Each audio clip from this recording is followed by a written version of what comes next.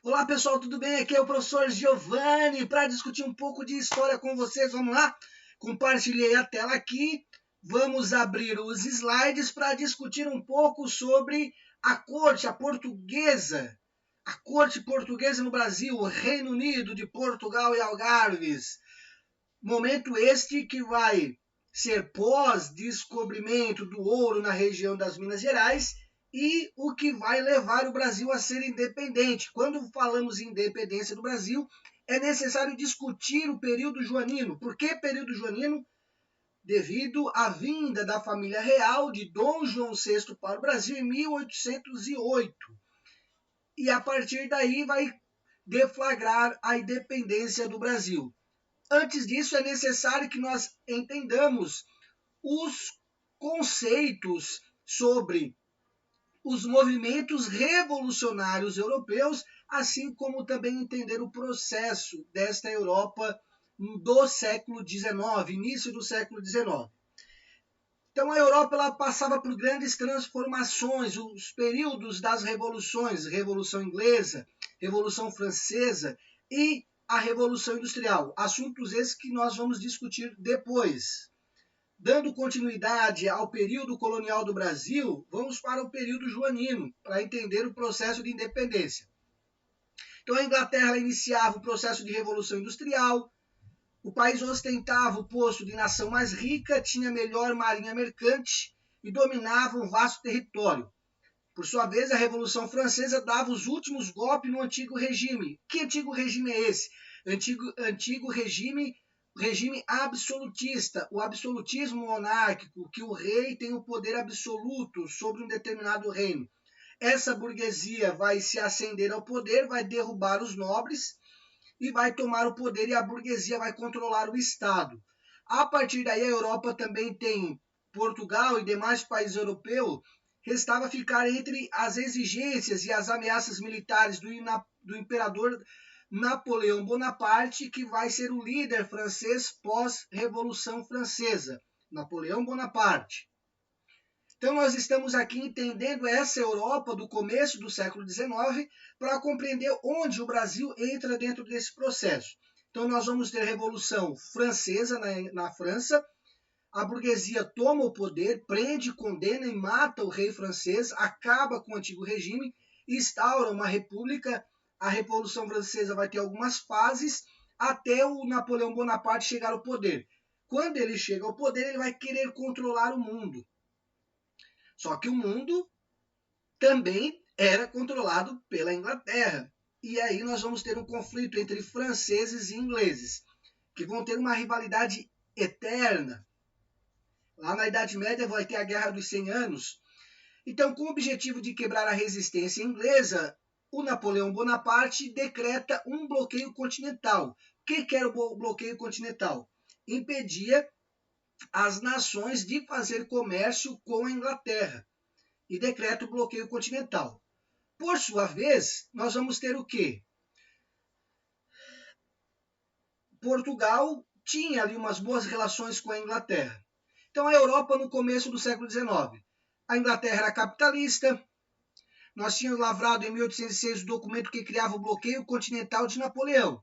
E Portugal se encontrava em situação bastante difícil, mas ele tinha uma relação com a França.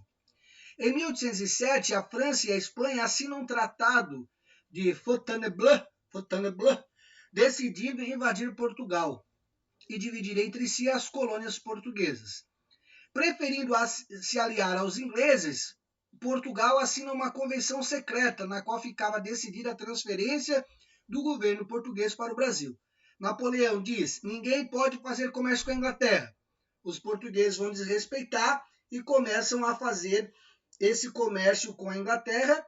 Napoleão vai ficar indignado, vai ter o apoio da Espanha e vai invadir Portugal. Por sua vez, Portugal, que tem uma boa relação com a Inglaterra, vai tocar o cavalo ou tocar as caravelas rumo ao Brasil. Enquanto os ingleses se comprometiam em defender o território lusitano contra a França, a coroa portuguesa entregava sua esquadra e garantia a abertura dos portos brasileiros para os ingleses. Portugal vem para o Brasil, a Inglaterra vai ficar em Portugal defendendo os interesses portugueses de não invasão francesa, e com isso a família real vem para o Brasil. Então, a fuga da família real portuguesa em novembro de 1807. Eles saem em novembro de 1807, chegam aqui no Brasil em 1808. Então, era uma cena impressionante, mas de longe lembrava os tempos heróicos, quando a esquadra de Vasco da Gama partiu do mesmo cais, singrando as águas do mesmo rio para navegar mares desconhecidos e descobrir terras distantes. Em 1807, o espírito de abertura dera lugar ao medo. Em vez de empreender e conquistar a elite portuguesa, fugia, sem ao menos tentar resistir aos invasores franceses. E aqui cabe um adendo. Portugal vai preparar essa vinda para o Brasil muito tempo antes. Napoleão invade, eles já estavam com medo, sabiam que iria ter talvez o embate de Napoleão, preparam e vêm para cá trazendo muitas coisas. Bibliotecas inteiras, obras de artes, esculturas, enfim, vão vir para cá com muitos produtos e muitos equipamentos. Recapitulando, é necessário entender. Revolução Francesa, ascensão de Napoleão. Napoleão diz que ninguém pode fazer comércio com a Inglaterra. Portugal desrespeita o Napoleão. Napoleão pega o apoio da Espanha e invade Portugal. Portugal vem para o Brasil e a Inglaterra protege o território português contra os franceses. A família real vindo para o Brasil vai fazer o território brasileiro crescer de uma maneira muito rápida no século XIX, que vai culminar ali com a independência do Brasil. Não que eles queriam que o Brasil se tornasse independente, fica bem claro isso, mas o Brasil ele vai se reerguer a partir da família real. Então, a fuga da família real em 1807. A esquadra portuguesa saiu de Lisboa. Foram 8 naus, 3 fragatas e 3 brigues e 2 escunas. Então, era muita gente vindo, muitos barcos, fragatas, brigues, escunas. Após a partida, os navios da esquadra portuguesa, escoltados pelos ingleses, dispersaram-se devido a uma forte tempestade. Entre 10 a 15 mil pessoas acompanharam o príncipe regente na viagem ao Brasil. O grupo incluía nobres, conselheiros, reais, cozinheiros, militares, juízes, comerciantes, médicos, clérigos, damas de companhia, todos acompanhados por suas famílias. O povo português reagiu de forma indignada, com demonstrações de choro, desesperos e revoltas. A bagagem real incluía, além do tesouro real, cerca de 80 milhões de cruzados e os arquivos da monarquia portuguesa.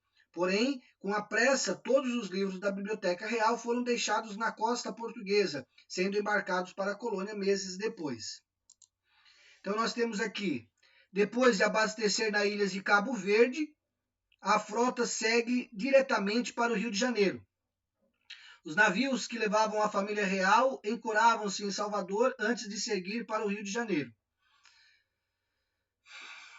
Desmembramento da frota por tormentas na costa da Ilha da Madeira. Aqui vai se separar um pouco dessas frotas. Agora, quem era essa família real? Então nós tínhamos o Dom João VI, nascido em Lisboa em 1767, filho da rainha Dona Maria I e de seu marido, o tio Dom Pedro III. Nós tínhamos a princesa Carlota Joaquina, filha primogênita do rei da Espanha, Carlos IV. Nós vamos ter a Dona Maria I de Portugal, que nasceu em Lisboa. Era filha do rei José I, ocupou o trono português até 1816. Era chamada a Piedosa por ser uma pessoa de profunda religiosidade. No Brasil ficou conhecida como Dona Maria, a Louca, devido à sua doença mental que veio à tona após o falecimento de seu primeiro filho. E vieram também os filhos do príncipe regente, futuros herdeiros do trono português, Dom Pedro, que foi e vai ser o primeiro imperador do Brasil, Dom Miguel, Maria Isabel, Maria Teresa, Maria de Assunção, Ana de Jesus, Maria Isabel, Maria Francisca e Isabel Maria. Essa era a família real que vai vir para o Brasil. Ratificando aqui, Dom João, ele era príncipe nesse período, mas ele que liderava basicamente toda a coroa em virtude da sua mãe ter passado por alguns problemas. Então a corte portuguesa ela vai chegar no dia 22 de janeiro de 1808 em Salvador. Foram apenas 34 dias em Salvador. Depois eles vêm para o Rio de Janeiro. Por que eles vêm para o Rio de Janeiro? Lembre-se, mineração, Minas Gerais, Sudeste. Todo o Brasil vai para a região Sudeste para ficar mais perto do controle do ouro, das riquezas do Brasil. Então, o príncipe regente provocou uma verdadeira revolução na economia brasileira ao decretar a abertura dos portos. Como a Inglaterra vai ficar lá em Portugal ajudando os portugueses, por sua vez, o Brasil, que tinha um pacto colonial, que era o quê? Fazer comércio a colônia apenas com Portugal, a partir daí toda a colônia vai poder fazer comércio com os ingleses. E aí virá para cá as manufaturas e produtos ingleses juntamente nesta parceria. Então, a medida permitiu que navios mercantes estrangeiros atracassem livremente em portos brasileiros, além dos navios ingleses. Então, a corte portuguesa no Brasil. Após sair de Salvador, o rei foi para o Rio de Janeiro. E aqui ele vai ficar algum tempo no litoral fluminense, no litoral.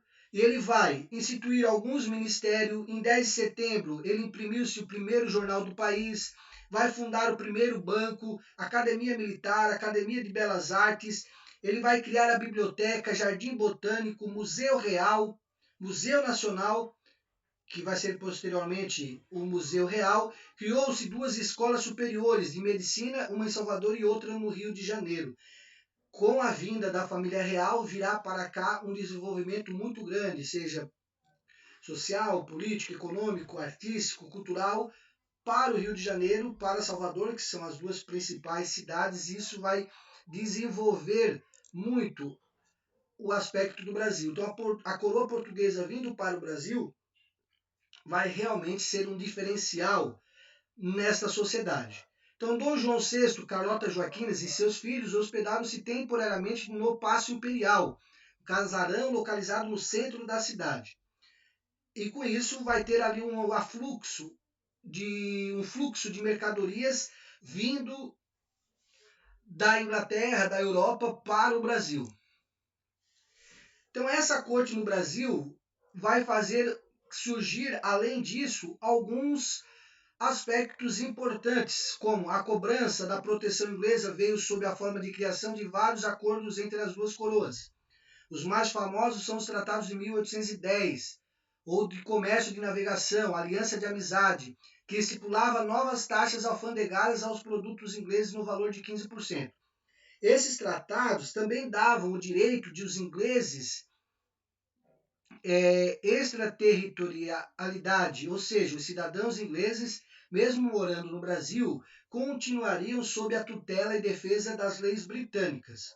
Além de dar permissão para que os navios ingleses pudessem navegar em águas brasileiras, determinava a proibição da Santa Inquisição no Brasil e a gradual extinção do tráfico negreiro.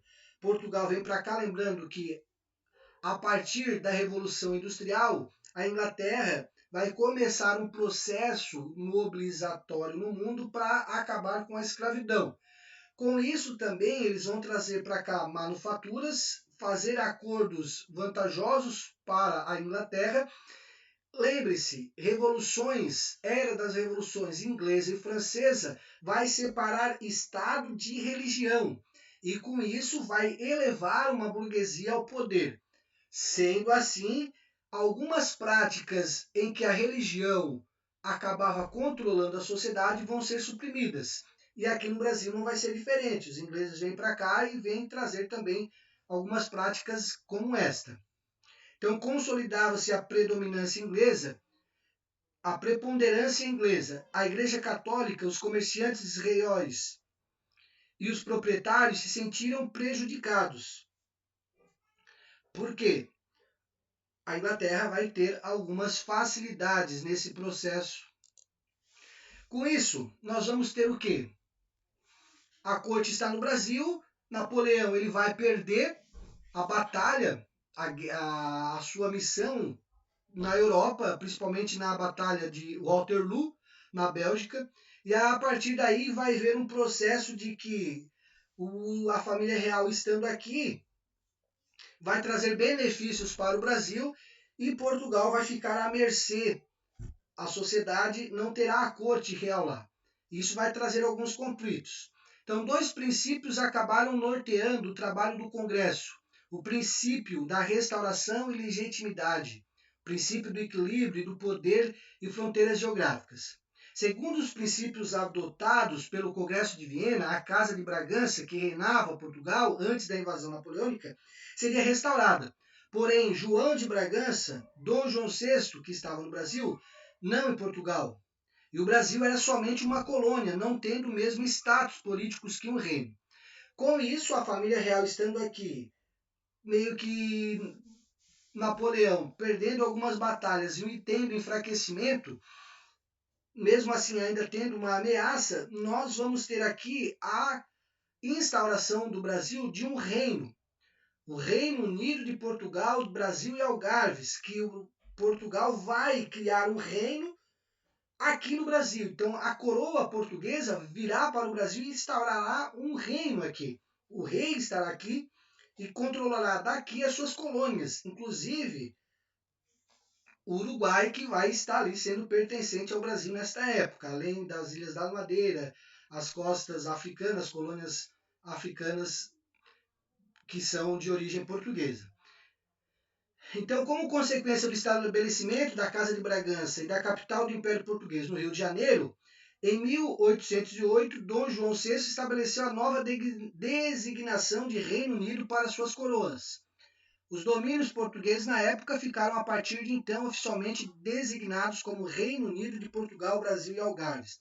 Lembre-se, nós estamos falando Brasil Colônia, período joanino que faz parte do Brasil Colônia. Embora aqui seja instaurado um reino, não é o reino do Brasil, é o reino de Portugal que vai ter sede no Brasil. O período é Brasil Colônia, que tem a sua subdivisão de período joanino, mas faz parte do Brasil Colônia. Bem claro isso. Embora seja declarado um reino, nós estamos ainda dentro do período colonial brasileiro. O reino brasileiro vai ser só colocado em prática em 1822, com a independência, aí sim, de Dom Pedro I. A corte portuguesa no Brasil.